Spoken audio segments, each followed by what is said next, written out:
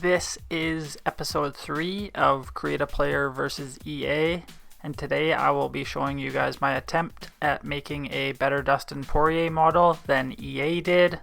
First off, I just want to mention right off the bat that this was an uphill battle, the toughest challenge to date, I would say, just because the Dustin Poirier model provided to us by EA is very good. Probably, I think, even one of the best likenesses in the game. You could probably show even the most casual MMA fan the Dustin Poirier model in UFC 4 and they would know who it is immediately. And the same can't be said for the rest of the models in the game, obviously, so props to them for this one. And now that we've had a quick refresher as to the look of the Poirier model in UFC 4, let's take a look at what I came up with using the creation tools. I need to give some quick props to my buddy Zombie Angel for the assist on this one. He is a fellow calf creator and longtime supporter of the channel. A while back he had sent me a screenshot of a work in progress Dustin Poirier that he was working on, and it inspired me to try it for myself. I don't believe he's posted a calf formula, and I'm not sure that he's even finished creating his Poirier. But he does have a handful of other good calf formulas on his channel, so if you are a fan of created fighters, I would encourage you to check that out. I will put a link to his channel in the description of the video. So now we'll get into the formula and start taking a closer look at everything. Now, of course, I've got him at lightweight here just for comparison's sake, but at the end of the video I'll show you guys how we can easily transition him into featherweight Poirier.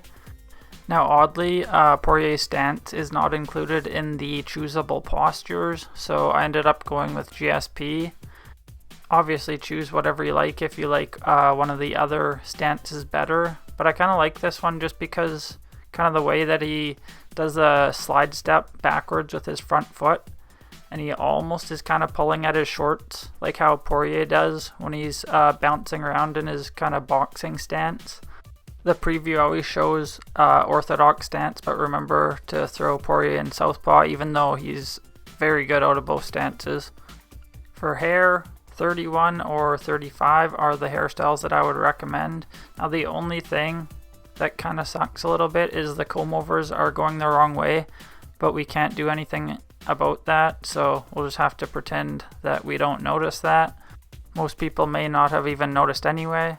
And then hair number 2 we're going to take a look at as well when we transition this model at the end of the video to featherweight Poirier. Eyebrows number 3, facial hair number 10. There's a couple of possibilities, but for the most part facial hair 10 is kind of what he ends up with on fight day. You could try 13, I guess. I kind of actually really like this one, as this is basically what Dustin looks like when he grows out his facial hair a little bit. If you did want to go with this one, I would just say maybe put a little bit of work into adding to it with the tattoos, but otherwise you could pretty much rock with it and it looks okay. And then the only other one might be facial hair 5, which we'll look at for featherweight Poirier, although he has more of just the chin hair rather than the whole goatee.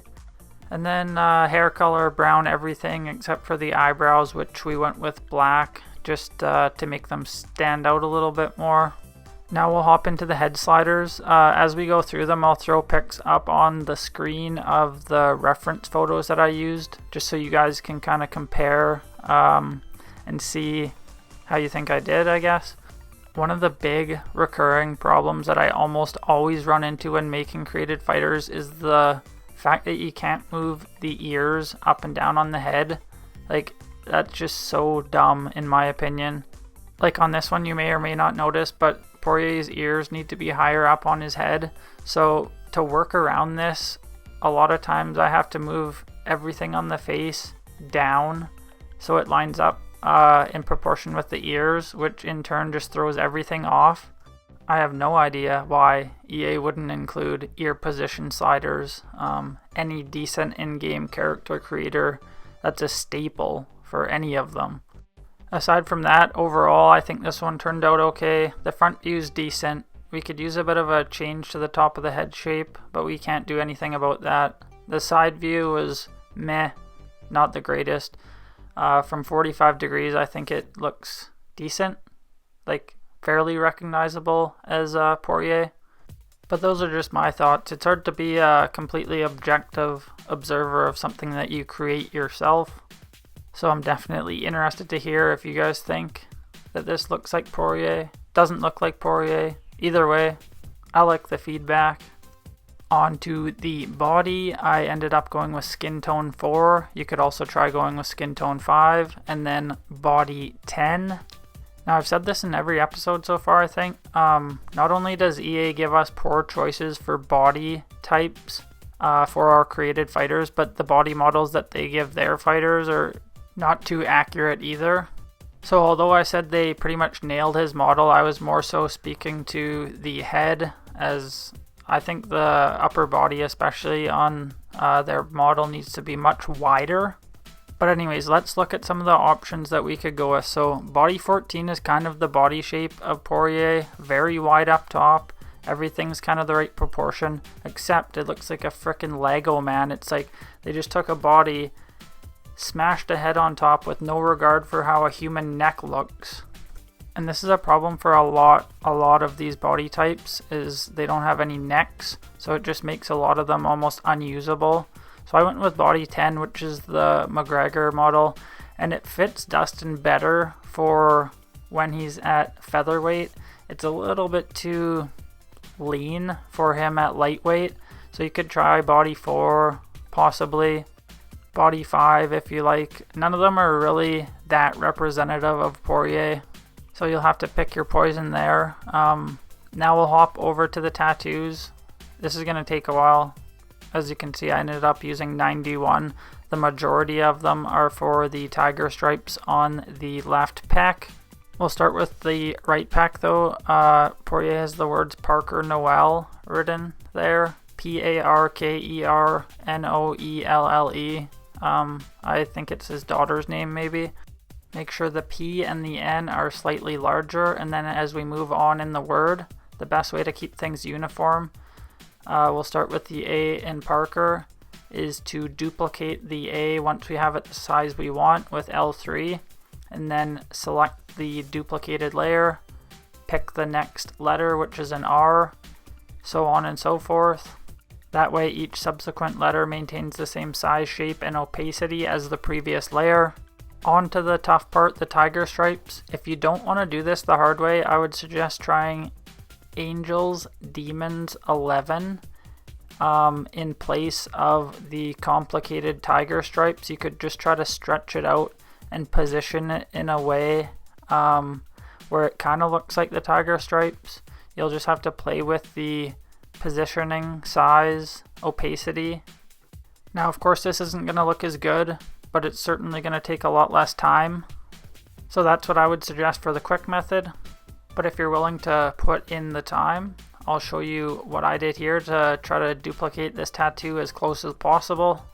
On the left here is the picture that I was working off of, and basically my method was to go through the tattoo section and pick a variety of different black shapes that allowed me to try to duplicate the tattoo.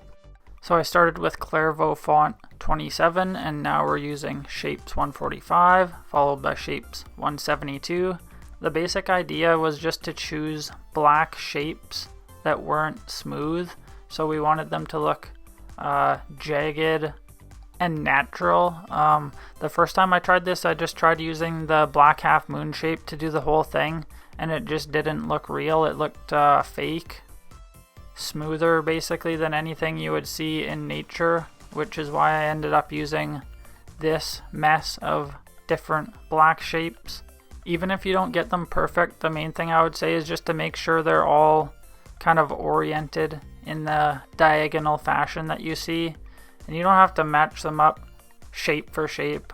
I almost sort of kind of did just for the sake of accuracy, because I do think it's kind of important to get complicated tattoos like this correct, because if there's deficiencies in other parts of the fighter, like if the face is a little bit off or the hair is not perfect or the body isn't the exact fit, then this can make up for it a little bit. And we do have all of these at full color, so they're full blackness, which isn't exactly correct, but if you don't have them full color, when you start overlapping all of these black tattoos, you'll start getting weird looks, which is the only reason that they're full black. I wouldn't usually use full color on any tattoos. As you can see, I did end up using quite a lot of shapes 118. Just be careful not to use them too much, just because, as I said before, they look a little bit too smooth. So you can use them, just combine them with some of these other shapes that you're seeing me use and stack them on top of each other just to break up the symmetry. Also, this tattoo and all the other tattoos that we're going to go through are basically what Dustin has current day. So if you're trying to do the featherweight model, which we'll look at later, you might not have to do all of the tattoos. I'm not sure which ones are more recent, but just keep that in mind. And then we end off the tiger stripe tattoo with text 5, using it twice, one on top, one on bottom. The bottom one was just flipped horizontally and vertically. Moving on, Dustin has a little scar on his right cheek, so we're going to use fantasy tattoo number 4, and I'll just bring it down onto the body to show you how we do that. We're basically just stretching it out, followed by downsizing it until it's a size and shape where it kind of replicates the look of a cut or a scar. Then we position it where we like it, and then you can play with the opacity to make it slightly darker or lighter depending on the look you're going for. Then I used one Angels Demons 1 tattoo on his right eyebrow. Just make sure you orient it so it curves down, just to give a nice look to the end of the eyebrow. Onto the left arm, I started with miscellaneous tattoo number 19, and I threw it on the top of the shoulder, basically just as a base layer, just fading in most of the arm tattoo into the shoulder. Angels Demons number 8 was the tattoo that I used to cover the majority of the left arm, and then just brought down the opacity probably to about half. And then he has a handful of flowers or roses on different parts of his left arm, so I just used miscellaneous number 13 for that. After we got those roses on there, the next one up is Irizumi number 8. I used the top of this one to look like sun rays basically, so it's the base layer for the next tattoo, which is Portraits 9, which is just this lady, and I think I just rotated her with square. This next one you can't really see, so it's not super necessary, but it was a spider web he has on his left arm, left elbow, and then text number 2 on the left forearm. And finishing up the left arm, we threw a big tiger on the shoulder, which was Animals number 6. Moving on to the right arm, this one's a little bit complicated, but I'll do my best to walk you through it. I'll also throw a picture up on the screen just so you can kind of see what I was working off of. The main thing, or the main portion of this one really, is these black bands on the arm. So I just made them with shapes 19, which were the black squares. And I made these full color again, even though they're not, just because when we start overlapping stuff, they start to look weird. So we had to do that in this case. Basically, we're just trying to keep them uniform, stretching them out equally, and spacing them equally, keeping them on that same diagonal plane. And then all of them are kind of rounded off at the back, so I think I came back in with shapes 100 just to give them this rounded look at the end. And that's basically the main part of the right arm that we want to try to make sure we get right. I covered the lower part of the arm with Fantasy Tattoo number 9. I think I just used the top part of it, which is clouds. The bottom part is trees. You could use whatever you want. It was just filler basically. Then I used this skull to make it look like the mask that he has on his right bicep. And then he's got a handful of stars scattered over his arm. It's really not necessary to do these because you can't really see them anyway. And then for these red portions, I went with old school number 2. I couldn't really tell what these shapes exactly were that were on top of the black bars. They might have been flowers, I'm not too sure. That's what I went with anyway. The back or the bottom part of his bicep, we have a big bird, so we just went with that eagle. Another black bar. I'm guessing this has something to do with the layering, as I recorded this beforehand and I'm just voicing it over after, so I'm not exactly sure. But keep that in mind if things are ever looking weird where you have a complicated tattoo. Just play with the layering by selecting the layer, hitting square, and then moving things up and down. And then you'll get different tattoos showing over top of others. A couple more stars to finish off the right arm tattoos, and then we have one tattoo that I put on his leg. I think he has this big cross on his thigh, and I just basically used these 2 shapes to try to duplicate the bottom of it, so we just see that portion. And lastly, we went with the short black UFC board shorts to complete the Dustin Poirier lightweight model. And as I keep saying, I don't think any of these can match up to EA's models, especially because their Poirier is so good. But it's still fun to try, and let me know what you guys think of this one. Personally, I think when we transition him to featherweight, the model looks better, so we will have a look at how we can do that right now. The only clothing change we need to make is swapping the shorter black board shorts to the longer black board shorts. Then we'll hop over to the hair and choose hairstyle number 2, which is fairly representative of the buzz cut that he had at featherweight. And then you can stick with the same facial hair or try number 5, although like I said, there's a bit too much mustache on it. So you could also just try making the chin hair with tattoos like I mentioned before. But there is a couple head slider changes that we will make that will help out. So from the formula that I showed earlier, we'll go back to the cheek section and bring the bulk slider down to 0. Over to the jaw section, we'll bring the bulk down to maybe 50 or so. The idea being basically we want to bring down the body fat or water retention in the middle part of his face just to give him more of that sucked out weight cut type of look. And if I recall, I don't think his ears were quite so fucked up back then either, so I just went back in and made them stick out slightly less by bringing the protrusion down. Brought the earlobe down just to make them slightly less tall. Then you could even bring the cauliflower down a little bit.